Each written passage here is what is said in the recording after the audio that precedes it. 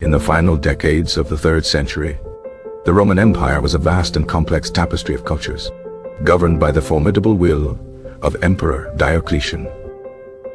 Diocletian, a man of humble origins, had ascended to the throne through sheer military genius and political acumen. He envisioned a reformed empire, stable and secure, and to this end, he instituted the Tetrarchy, a system of rule by 4. By his side, though often in the shadows of political life, was his wife, Empress Prisca. Prisca was a figure of quiet dignity, navigating the treacherous currents of the imperial court with grace. She was not an Augusta, a title of supreme honor, but a nobilissima femina, a most noble lady. Her life in the opulent palace at Nicomedia, Diocletian's eastern capital, was one of privilege and prestige. She and Diocletian had a daughter, Valeria, who was married to Galerius, one of the junior emperors, or Caesars. This union was a political one, designed to cement the alliances of the Tetrarchy. Whispers and rumors were the currency of the court, and many of these whispers concerned the empress and her daughter. It was said that both Prisca and Valeria harbored sympathies for the growing Christian faith. This was a dangerous inclination in an empire that still clung fiercely to its pantheon of gods. Christianity was viewed by many traditionalists as a disruptive and atheistic cult. It rejected the divinity of the emperor and refused participation in state-sanctioned religious festivals. For years, Diocletian had tolerated the Christians, some of whom even served in the army and the imperial bureaucracy. However, his junior emperor, Galerius, was a staunch pagan and held a deep-seated animosity towards them. Galerius relentlessly pressured Diocletian to take decisive action against this perceived threat. He argued that the Christians' impiety was angering the gods and weakening the moral fiber of the empire. A mysterious fire in the imperial palace at Nicomedia served as the final catalyst. Galerius immediately blamed the Christians, accusing them of treason and arson. Though many suspected Galerius himself had set the fire, the accusation stuck. On February 23, 303 AD, the festival of the Terminalia, the great persecution began. First edict was posted, ordering the destruction of churches and the burning of scriptures. Christians were stripped of their legal rights and barred from holding public office. For Prisca and Valeria, the edict brought the terror of the state directly into their home. They were now in an impossible position, trapped between their personal beliefs and the emperor's decree. The historian Lactantius records that both women were compelled to participate in a public sacrifice. This act of pouring a libation or burning incense was a test of loyalty to the state and its gods.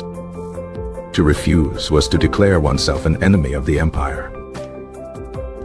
Lactantius wrote that they were polluted by this forced apostasy. The act was meant to publicly humiliate them and sever any perceived ties to the Christian community. It was a clear message. No one, not even the emperor's own family, was exempt. The persecution escalated with subsequent edicts. Clergy were arrested, and all citizens, men, women, and children, were ordered to sacrifice on pain of death. The prison swelled with believers who refused to yield. Tales of horrific torture spread throughout the empire. Prisca and Valeria lived in constant fear, their every move watched. Their gilded cage had become a prison of anxiety. In 305 AD, in a move that stunned the Roman world, Diocletian abdicated his throne. He retired to his magnificent palace in Salona, on the Dalmatian coast. Prisca and Valeria did not join him in retirement. They remained under the control of Galerius, Valeria's husband, and the new Augustus of the East. Life under the cruel and fanatical Galerius was even more precarious. He continued the persecution with a renewed and vicious zeal. For 6 more years, Prisca and Valeria lived in this state of suspended terror.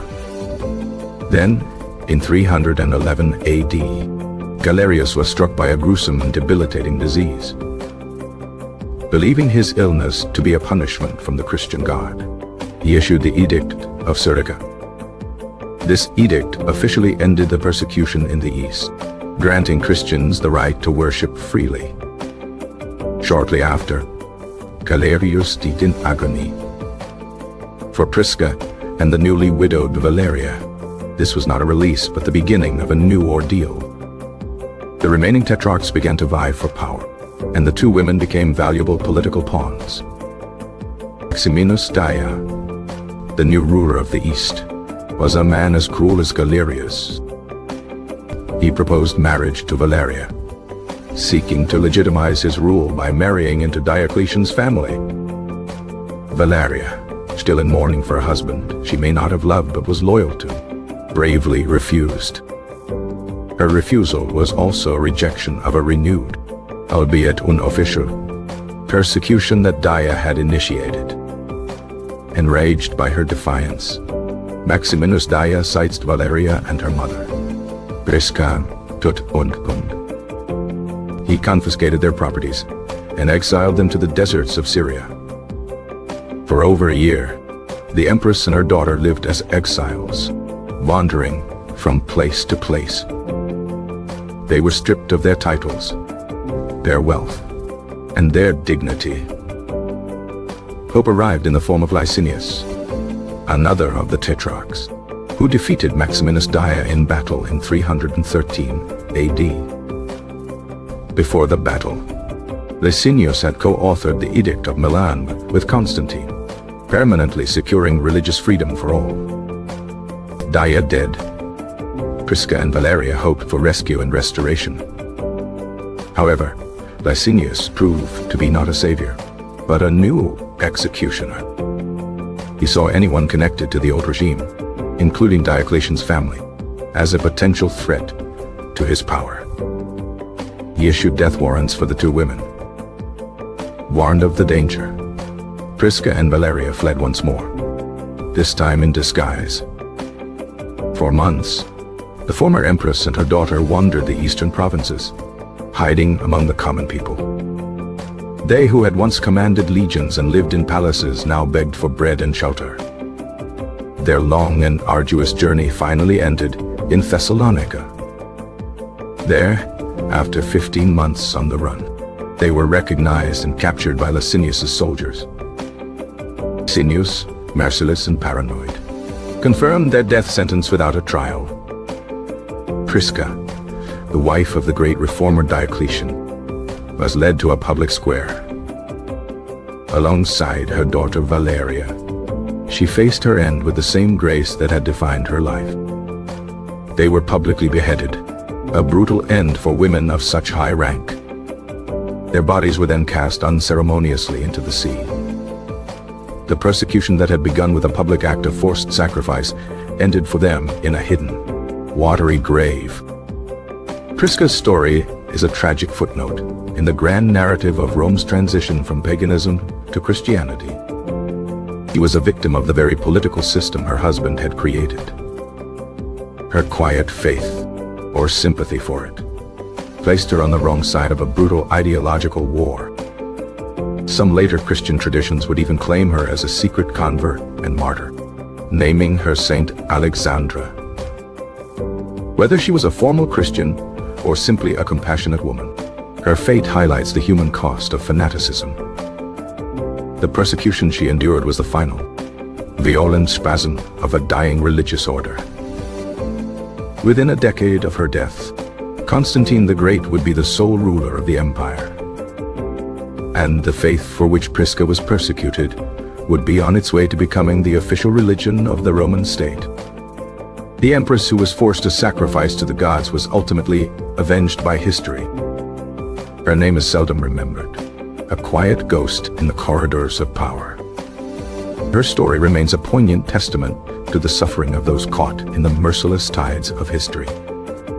The political climate in Nicomedia had grown increasingly tense long before the first edict.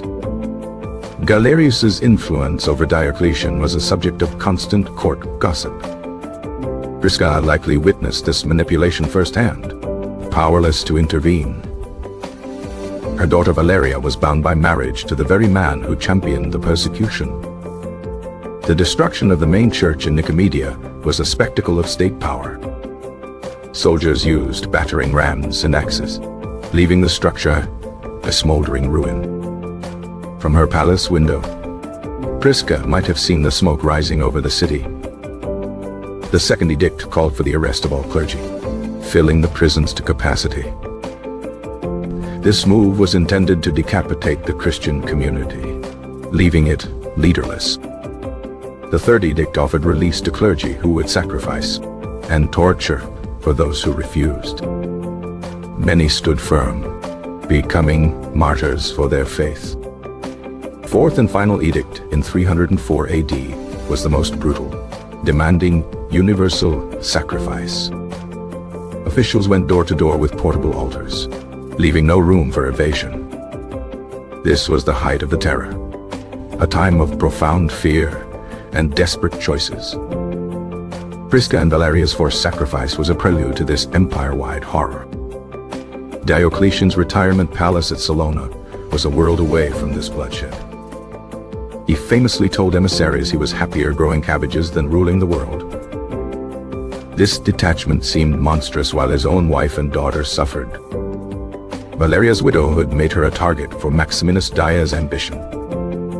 Her refusal of his marriage proposal was an act of immense personal and political courage.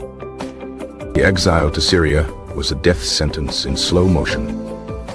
They were hounded by Daya's agents, never allowed to settle or find peace. The news of Licinius's victory must have felt like a divine intervention. But Licinius's paranoia was as dangerous as Daya's rage. He systematically eliminated all families associated with the other tetrarchs. This included the innocent son of Galerius, Candidianus, whom Valeria had protected. Prisca and Valeria's flight was a desperate bid for survival in a world where all alliances had failed them. Disguised themselves as commoners, their fine robes replaced with coarse wool. Their recognition in Thessalonica was a stroke of terrible luck. There was no trial, no chance to appeal to Diocletian or Constantine. The execution was swift and brutal, a public display of Licinius's absolute power. Casting their bodies into the sea was an attempt to deny them a proper burial. It was an act of ultimate desecration, meant to erase them from memory. Lactantius, who chronicled their fate, lamented their fall from the highest fortune to the lowest. The persecution had devoured its own, a revolution consuming its children. Prisca's personal beliefs remain a mystery, shrouded by the propaganda of her time. But her suffering was undeniably real, a testament to the cruelty of the age. Her story serves as a reminder that history is not just about emperors and edicts. It is also about the individuals who are crushed by the gears of power. The silence of Diocletian, in the face of his family's persecution, is a chilling aspect of the tale. Did he not know? Or did he not care? Perhaps he believed their sacrifice was necessary for the stability he craved. Or perhaps, in his retirement, he was simply a powerless old man. The legacy of the great persecution is complex and deeply scarred. Failed to destroy Christianity, and in fact, may have strengthened it. The blood of the martyrs, it was said, became the seed of the church. Prisca and Valeria were not willing martyrs, but victims of circumstance. Their tragedy underscores the indiscriminate nature of political violence. In the end, their names were avenged not by swords, but by the changing winds of faith. The empire that demanded their apostasy would soon kneel before the cross. And the memory of Empress Prisca, though faint, endures as a quiet testament to a brutal and transformative era.